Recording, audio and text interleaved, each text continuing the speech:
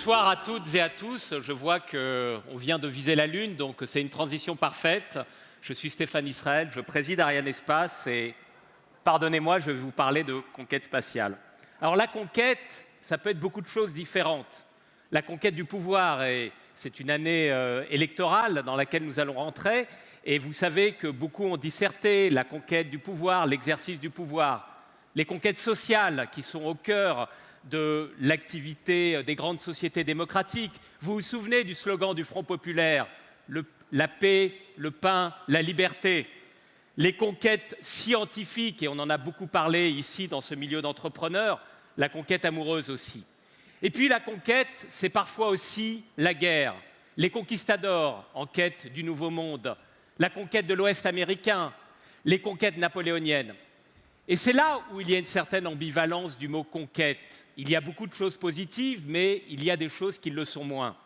Et c'est pour cela qu'en réfléchissant à la conquête, je me dis parfois que je préfère deux termes, le mot de pionnier et le mot d'audace. Et finalement, c'est souvent dans les proverbes qu'on trouve beaucoup de bon sens. Il y a un proverbe que j'aime beaucoup, « La chance sourit aux audacieux ». Et d'une certaine manière, l'audace, c'est la conquête sans la guerre. Mais il y a une conquête qui nous rassemble tous, une conquête pacifique, une conquête qui nous fait rêver, c'est la conquête des étoiles. Alors, cette conquête des étoiles, elle est récente. Pendant des millénaires, l'espace nous a été interdit. Et vous avez chacun en mémoire le mythe d'Icare, dont les ailes se brûlent parce qu'il se rapproche trop du Soleil. C'est un châtiment divin. Eh bien, à partir des débuts de l'histoire de l'aviation, au début du XXe siècle, l'espace s'est peu à peu rapproché, il nous est devenu accessible. Mais finalement, il ne nous est accessible que depuis 6 décennies. Qu'est-ce que c'est que 60 ans à l'échelle de notre histoire, à l'échelle de l'histoire de l'humanité et de la Terre? Et de cette conquête spatiale, nous avons des images gravées dans nos mémoires, des images qui nous fascinent. Ces images, c'est Spoutnik en 1957, avec le premier bip dans l'espace. C'est Gagarine, le premier homme dans l'espace en 1961. C'est ce superbe discours de Kennedy, toujours en 1961, qui assigne aux Américains en 1961 comme nouvelle frontière, et Dieu sait combien la frontière c'est important aux États-Unis, d'aller sur la Lune. Et Kennedy dit quelque chose de sublime. Vous irez sur la Lune, nous irons sur la Lune, non pas parce que c'est facile, mais précisément parce que c'est difficile. Alors pour nous, Européens, pour nous, Français, la conquête de l'espace, elle a un autre visage. C'est le visage de la fusée Ariane. La fusée Ariane a décollé pour la première fois d'un bout de territoire français en Amazonie, la Guyane, que nous aimons beaucoup, le 24 décembre 1979. C'est quand même beau d'être né sous cette étoile, l'étoile de Noël, et ça a été un lancement parfait. Donc, l'espace, on l'a cru un moment assagi, un peu embourgeoisé, on en parlait moins, c'était la fin de la guerre froide, et finalement les choses s'enchaînaient. Et puis voilà que l'espace se réveille, qu'on en parle beaucoup. Alors l'espace, pour nous terriens, c'est d'abord les satellites, la navigation, la météorologie, la télédiffusion. Il n'y a aucun domaine de notre activité que nous pouvons faire aujourd'hui sans les satellites qui sont envoyés dans l'espace. Et la beauté de la chose, c'est que ces satellites vont répondre de plus en plus aux grands défis du XXIe siècle. Ces grands défis, ce sont la sécurité et la défense. Et c'est souvent depuis l'espace que l'on peut mieux se défendre et mieux se protéger. Ces grands défis, c'est la connectivité. Et c'est souvent depuis l'espace que l'on peut être mieux connecté. Ce grand défi, c'est évidemment le changement climatique qui va révolutionner l'ensemble de nos activités et de nos sociétés. Or, c'est souvent depuis l'espace que l'on peut mieux observer le changement climatique. Vous connaissez la notion de variable climatique essentielle et vous savez sans doute que plus de la moitié de ces paramètres ne peuvent être surveillés que depuis l'espace. Et nous sommes tous Européens, nous sommes des Européens convaincus. Eh bien, l'Europe a un grand projet spatial qui s'appelle Copernicus.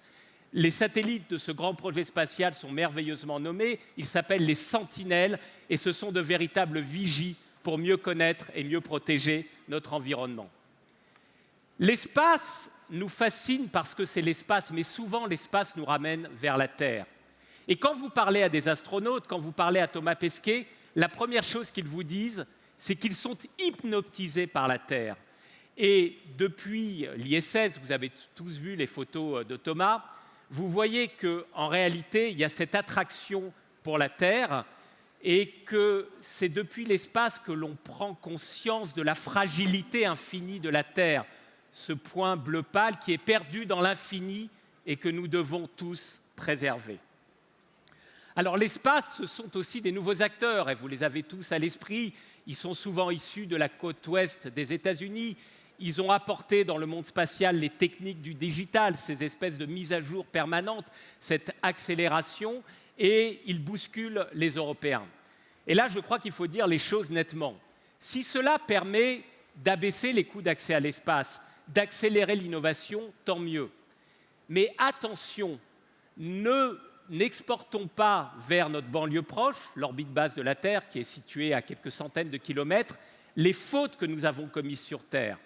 Or, il y a un enjeu en ce moment qui est absolument massif.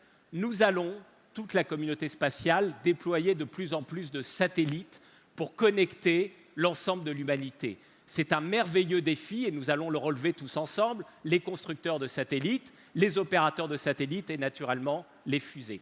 Et pour relever ce défi, nous devons être responsables. Nous ne pouvons pas multiplier les débris dans l'espace, nous ne pouvons pas engendrer de nouvelles pollutions spatiales qui finiraient par menacer l'accès même à l'espace. Et pour cela, nous avons besoin d'un espace durable et non pas d'un espace Far West. Et dans ce domaine comme dans d'autres, nous avons besoin de plus de régulation et de coopération internationale. Alors, l'aventure continue. Tout continue toujours. Et j'ai envie maintenant de vous emmener dans ce bout de France, en Amazonie, la Guyane. Et nous allons imaginer tous ensemble que nous sommes le 18 décembre 2021.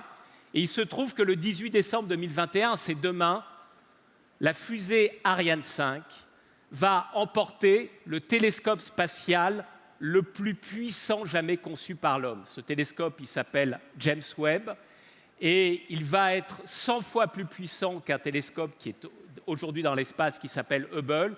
Il va percer les secrets de l'univers.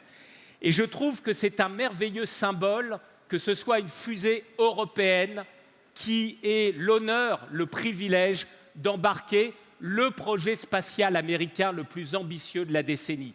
Vous savez qu'en ce moment, il y a un robot qui s'appelle Persévérance, qui a d'ailleurs un instrument français qui est en train de récupérer des échantillons martiens. Mais le 18 décembre 2021, l'année va se terminer, l'année spatiale, sur ce lancement d'Ariane 5 pour James Webb. Ariane 5, c'est une fusée de 50 mètres de haut, de 750 tonnes. Et il faut imaginer, le vol va durer 27 minutes, ce que vont être l'émotion de ces milliers d'ingénieurs, les ingénieurs qui ont travaillé sur James Webb, mais aussi, évidemment, les ingénieurs de la filière Ariane, d'avoir la responsabilité, l'honneur de lancer ce merveilleux projet de la NASA. Et donc l'espace, le meilleur de l'espace, c'est avant tout la coopération qui soude les nations et qui rapproche les continents. Alors, quand Webb aura livré quelques-uns des secrets de l'univers, on peut dire que nous ne regarderons plus le ciel comme avant. Et franchement, est-ce qu'il y a beaucoup de projets aujourd'hui dont on puisse dire, une fois qu'ils auront été réalisés, que nous ne regarderons plus le ciel comme avant? Finalement, l'espace nous porte toujours plus loin, vers nos rêves, vers nos espérances, nous permet d'inventer de nouveaux mondes. Et donc, nous devons tous accrocher notre char à une étoile. Décollage, go Ariane 5, go Webb. Merci beaucoup.